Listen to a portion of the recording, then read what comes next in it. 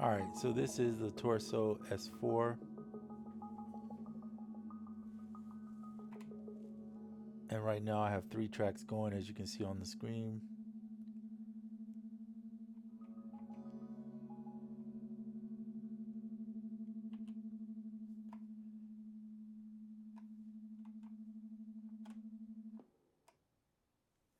That's how you clear it. So this thing basically is a sound designer's dream as far as being able to scope and take samples of random sort, whether you record it through the mic or whether you record via just loading in some samples. Or if you choose to even use another mic, which is better than this mic, but and just record directly into it or sample from the radio or sample wherever. It doesn't matter what you sample because you're going to, the idea is that you sample something and then tweak it and make it something totally different. That's the whole point of this machine. Um, it's incredible, I have to say. Yeah, save it. We'll save it as Project 3. And it's pretty intuitive. I think that's one of the things that makes it so fun and unique in its own way, that it's not hard to do. So I'm gonna do one live, and how it's gonna turn out, I have no clue, but that's why we like it.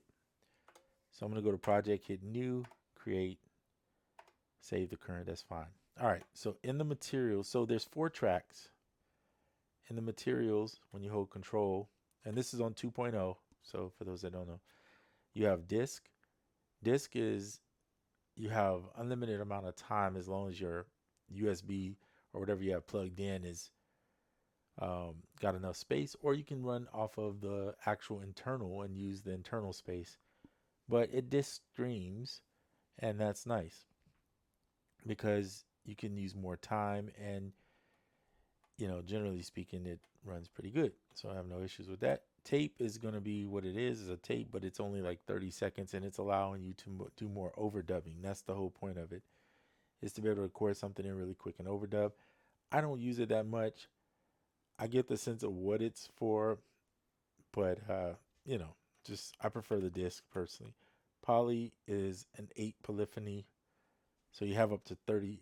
What is that? 32? Yeah, 32 polyphony total. But you can, hook a keyboard to this, a MIDI controller, and then play your instruments if you want. The good thing about that is you might say, well, there's no sequencer on it. Yes and no. All right, so if you click on the track, you can see you can send any track to any track. In fact, you can send the same track to itself and record, which is interesting if you're using tape, because then you could technically just keep overdubbing stuff over the top of whatever it is. But you could also use the poly one and then send it to another track and record whatever you're playing. So you could create another loop on a different track if you wanted to. You just make sure both tracks monitor is on and they're both armed, and you're good to go. Right? Send it over how much of the dB you want, and that's what you use these knobs for, to tell it how much of the decimals you want into it. So I'm going to leave that alone for right now. We're not doing sends. That's not the point. I'm just kind of showing you the basis, and then we can start doing something. All right, and then bypass is if you just want to send something in signal wise. At that point, you would not be like loading in or getting a loop. You'd just be literally doing live. So you could hook your phone to it or radio or whatever you got. You could hook your Electron gear or any other gear you have, pass sound through it, and still affect it. It's an effects box in that way too, right? That it can be. So that's pretty cool. So we're not going to use that either. We're just going to go back to disk. And again, if you hit track, you can cycle through your tracks. All tracks start out with a disc on it, and then you just change it to whichever one you want if you want something different. I'm fine with the disc.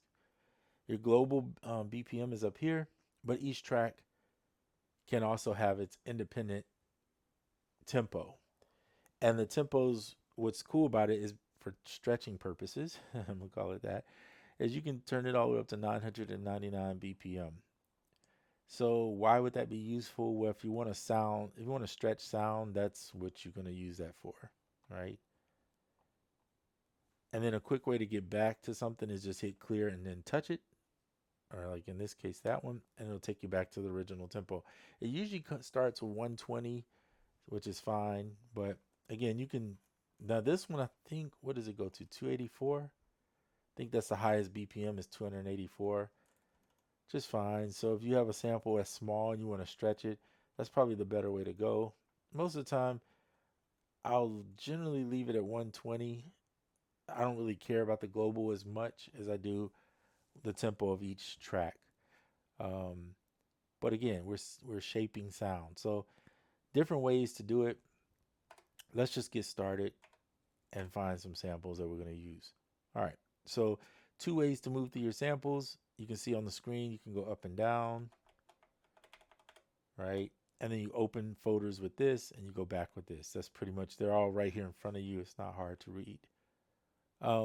Okay, so let's grab, open the Cymatic stuff. I'm not going to get a drum loop. We'll go R&B. And then if you want to preview, hit Control like that. Okay, so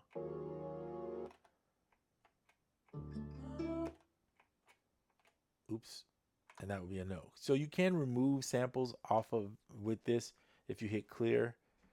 So just keep that in mind. Try not to hit clear or you'll erase your sample.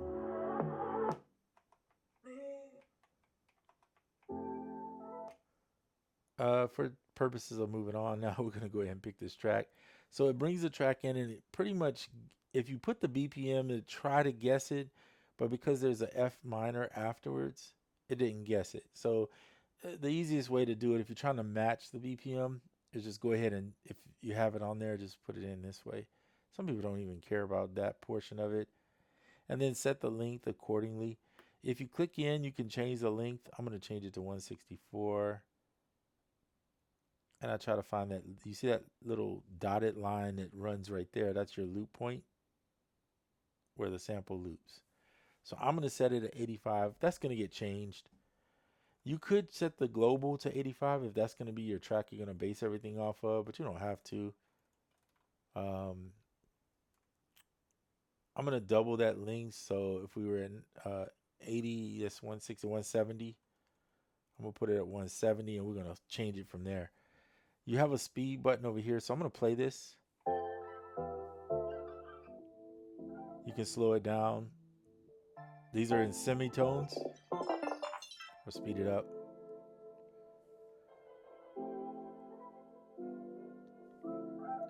The crossfades are what they are. They crossfade, but if you don't move the start point, then you'll never see it. So you'll start seeing the crossfade come in as I change the start point. I'm going to change the length. I'm going to stop it and then change the length so we can go. So we're just going to pick a piece of this sample. I'm not going to use this whole thing. And then you can adjust accordingly. So if you want to change that to there, maybe come to this one, to that point. All right. So you can see that's like 2 bars, basically.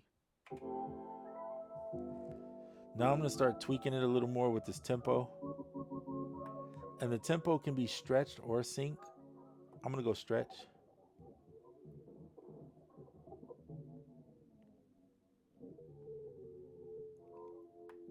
I don't like it, so I'm going back to sync.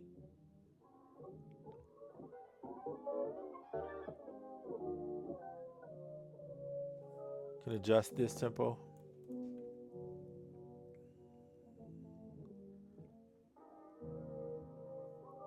Change the start point.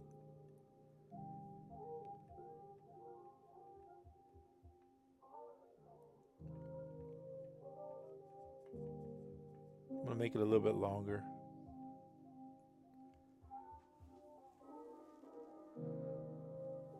Now the offset allows you to scrub the track a little bit and move it around.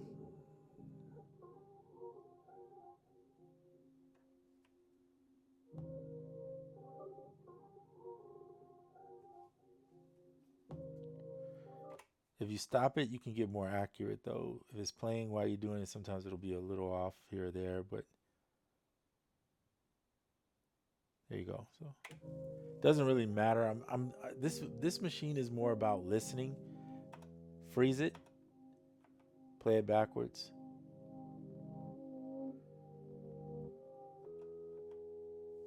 If you freeze it and use your offset, you can find points that you want to mess with.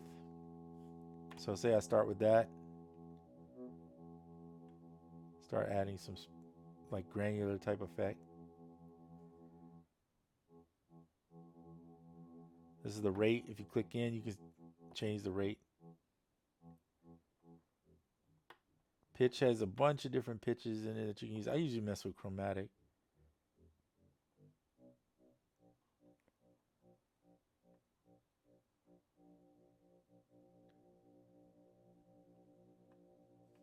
Contour, and then some have double menus. Like here, if I want to change the random size of the, and then the resonance slash filter, sort of filter. Mess with the decay. And the scale is pretty cool because it can. So I'm gonna say this machine there, while there is some like, okay, this is do this, that does that. I find it better if you don't focus on so much of that and just mess around until you find something you like. Because that to me is where it is best. So there's this wave thing in here to make this, see the wave start going in there. And then this noise, like I think reduces the noise a little bit.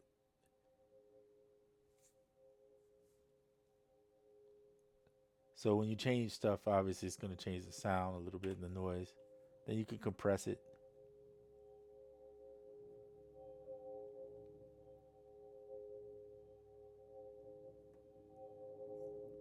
Put a little, it's more distortion, like a little drive.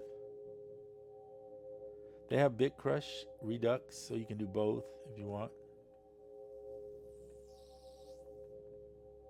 Or noise. Pink, white, dust, right? Let's go back to pink and turn the tone down, but the decay up.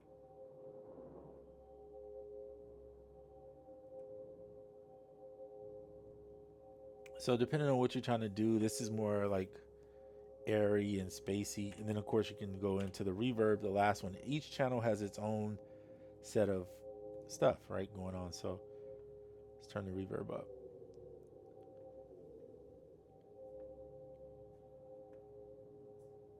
Then there's delay, and then there's reverb. So I'm not going to mess with it. I'm going to keep that there. Now, if you don't like this spot, you could go back into your offset.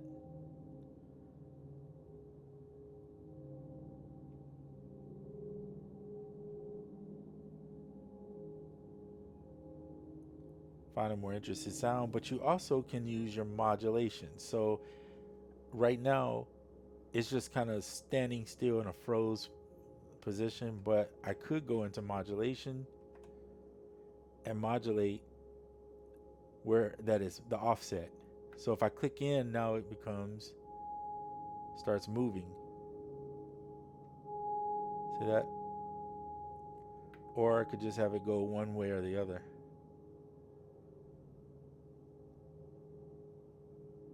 I'm going to do both. And you can modulate the start time. So it'll start jumping around the track a little more. But it's going kind of fast, so I want to slow it down. So I'm not going to modulate the speed, but I'm going to go over here.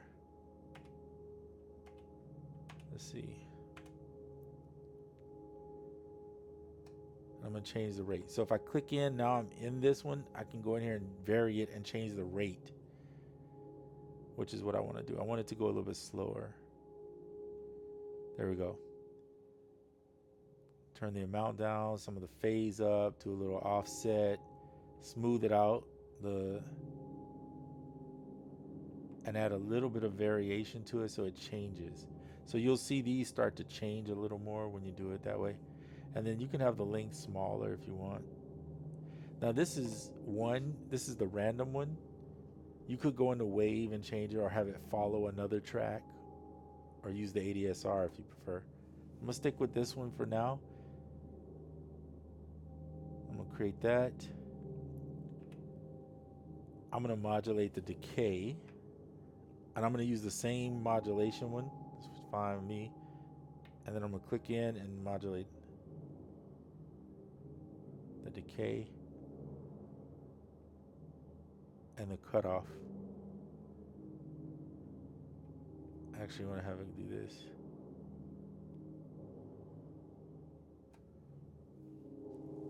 So you'll see, well, you can't, it's harder to see on screen, but there's this little line that runs below the actual bar, and you can see it moving. It's modulating it for you.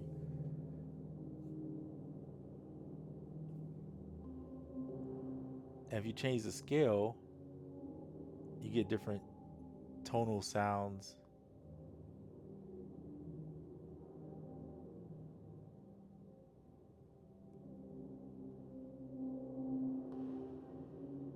So you can actually modulate the scale. So if you wanted to go between some sounds to, and the wet dry is how much of it you want versus the original.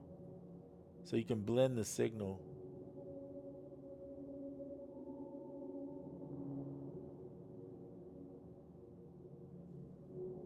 So that sample that you heard now is gone from that. Now that's just one track, right?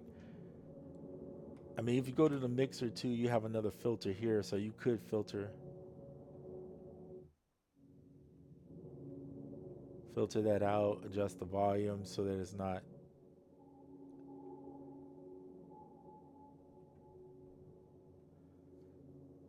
And then go back to the track. Let's go to track 2, and now you start another sample, and now you start layering 4 samples, right? So that's the idea that you're using it. You can make this stuff sound really percussive. You can make it sound really cinematic. You can make it sound ambient. You can make it sound however you want. You just have to sit there and play with the sounds. And then it depends on the sample you bring in. So that was that sample. If I go back and grab, let's try something with a hi-hat loop. That'd be interesting.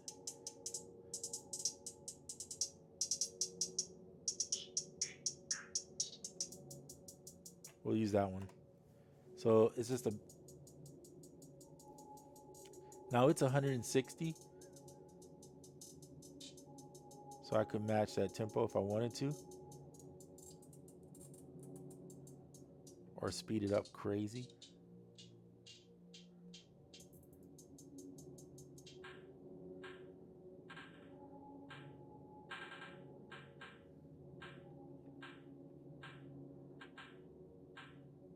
Shorten the length.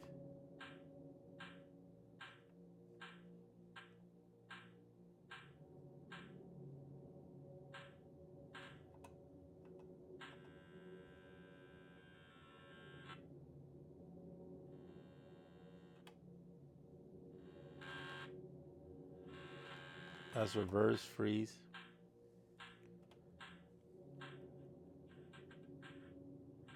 When you start messing with the spray,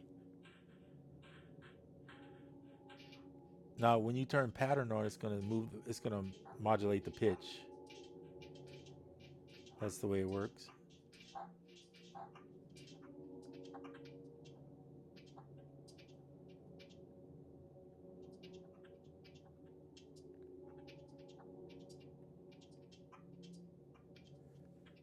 So you see how you could take like just a hi-hat loop, and I'm not even done yet. Watch.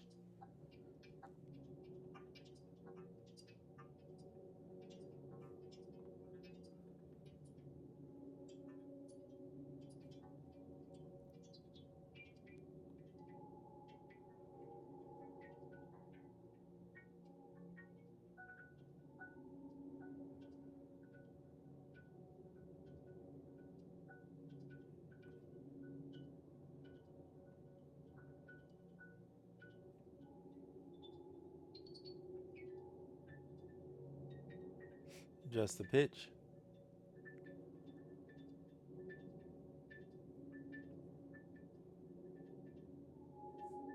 Second menu here has some noise. We take some of the noise out of it.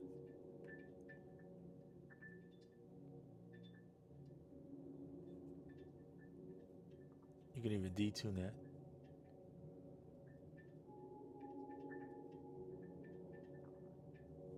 This would be interesting with some delay.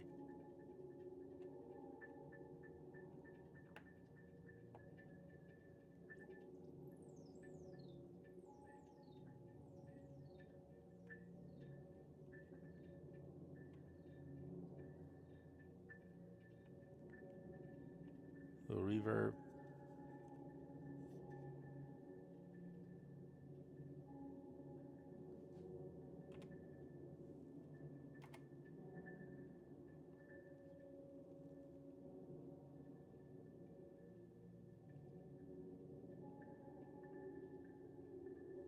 If you want to go back because you don't like what you did, instead of sitting there turning it too much, just hit clear and then touch the dial, and you'll see it go back to zero. It's pretty.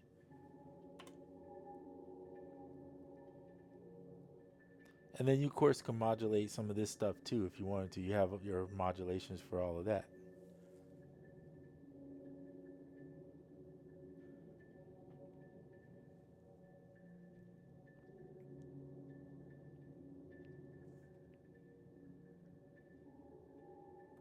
Again, you can adjust the length how you want it to be.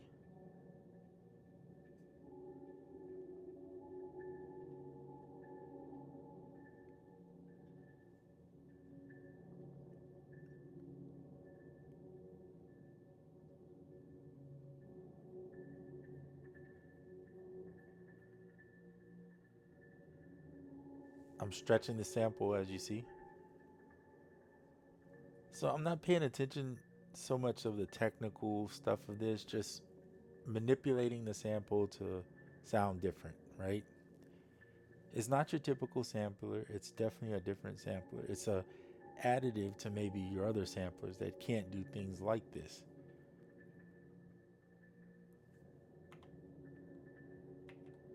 So that's just two samples, and then you could go even more, start pulling.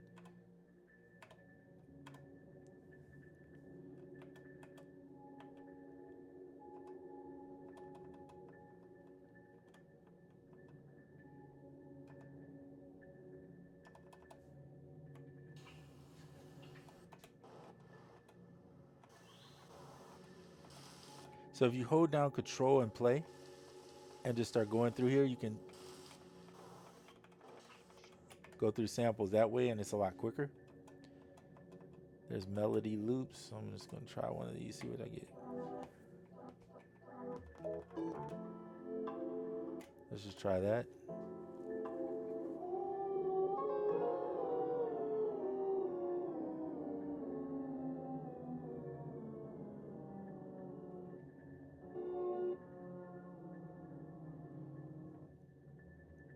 So that's your quick way to. So if you're, let's say this sample is here.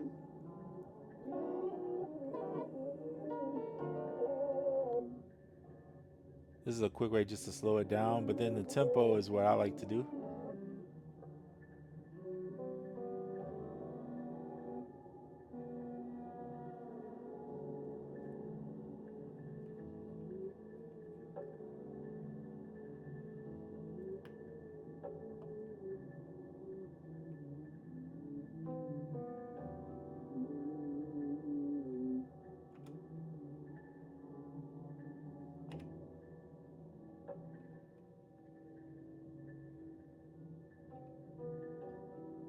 So I'm messing with the decay.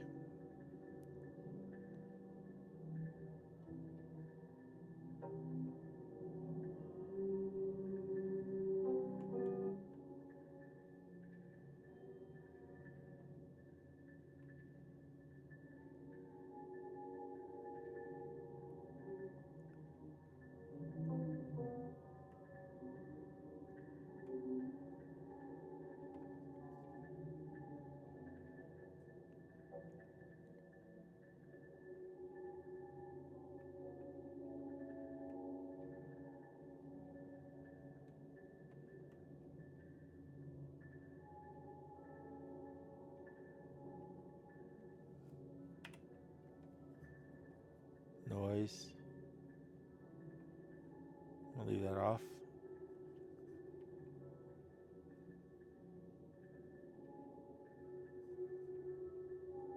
Detune it a little bit and then throw some reverb over it.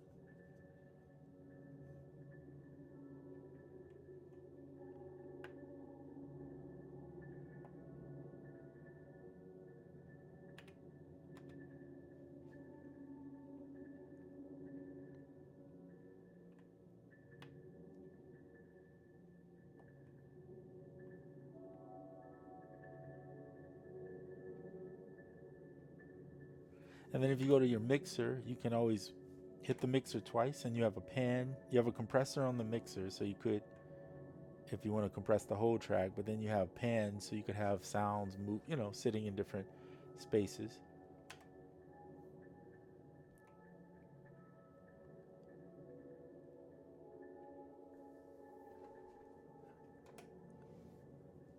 You can hit stop on a track if you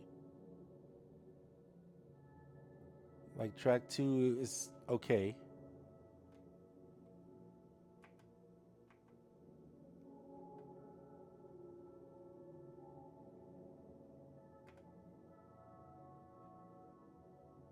And see, if you hold clear, you can clear parameters and the mods, anything you change in there. So I'm gonna get rid of track 2. I'm gonna go here. If I hit clear, I can clear the buffer, clear the parameters on each one.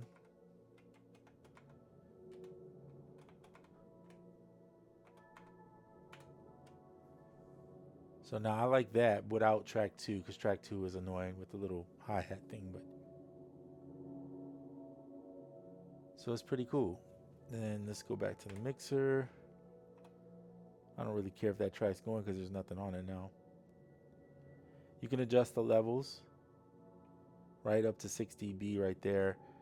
But if you really want to adjust the levels in here, go to the track itself and then hit the track again, and you got levels right here. So you could increase the wave. If it's too low, just bring it up a little bit, like 6 dB up. And then there's a density button. I usually don't mess with the density too much, so I'm just put that back at 70%. That's where it's at. But you also can compress it, and it'll help sometimes to bring it up, the volumes up. Put a little drive on it if you want.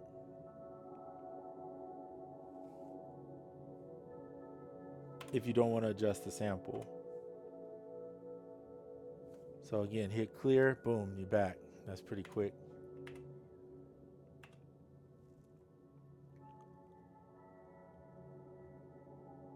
I love the compressor on here too, it's nice. Kind of reminds me of the Electron type stuff, which is actually really nice too. So there you go. So that's just one way. Of course, every time I mess with this, I find that the sample dictates sort of how the sound is going to be, but also your modulation. So when you start doing your modulation and messing with that, that's where it really gets interesting. So you can see on the first track, it shows the blue is where I modulated. That's the first one. So they're blue, yellow. If I go to the second one, there's nothing on it. Green, nothing on it. So I have 4 modulation possibilities. And this isn't even counting if I go to performance. So I can perform and twist stuff up. Or if I hit the temp button, I could just start wrecking it. Just do whatever. As long as it's held down. And then when I release it, it just goes back to where it was. So the temp button allows you to tweak out stuff and do whatever. You can use it as much as you want. It does not hold the temp settings. It only holds it while you're holding the temp down. Performance is different. You can use performance and it'll lock in the settings. So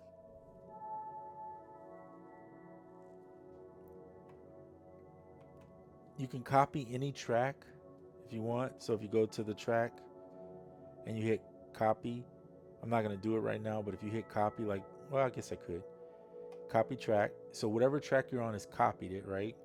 And then let's say you want to hear, you go control copy and it pastes the track on 2. So now if you look at 2, it's going to have the same settings and everything. So I'm on track 2. I'm gonna go ahead and clear that because I don't need that there. So I'm gonna go back to the track and I'm gonna hit clear track 2, and you'll see it cleared it. So if you go back to the mixer, track 2 has nothing on it. So again, that's inside of the track. So here's the track, but if you're here, you're inside of the actual material or device that you're using. So that's different. You can, it's 2 different ways to clear, because you could clear just portions of stuff or you could clear the whole thing. But anyway, this is 2.0. This machine is crazy. I would not say get this if you're trying to get something with a sequencer or drums. You can use the modulation to help sequence stuff. It's not the same though as having a real sequencer. That's something separate. But this is really good for making ethereal or ambient or cinematic or interesting glitchy stuff, or um, things of that nature, or texture for your background of your track. And then you might use some other device. Maybe you use Ableton, because you can send this all out to Ableton or even the iPad or whatever. And then you can build and use other things to do your drums if you want regular sounding drums.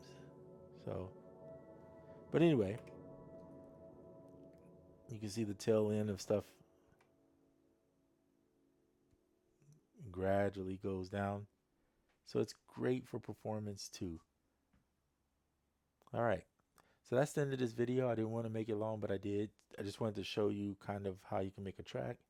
If you want to save it, you go up here, hit project save. I'm not going to save this one. It was just for fun. It's not a big deal. You can change the name when you hit save, and you get rid of it. Project. Some people will leave that, but I would put that. I usually name all my tracks that I'm actually keeping, so that I kind of have an idea of what it is. I can distinguish it. Project doesn't really help me distinguish it much. So, but anyway, that's it for this, and I'm out.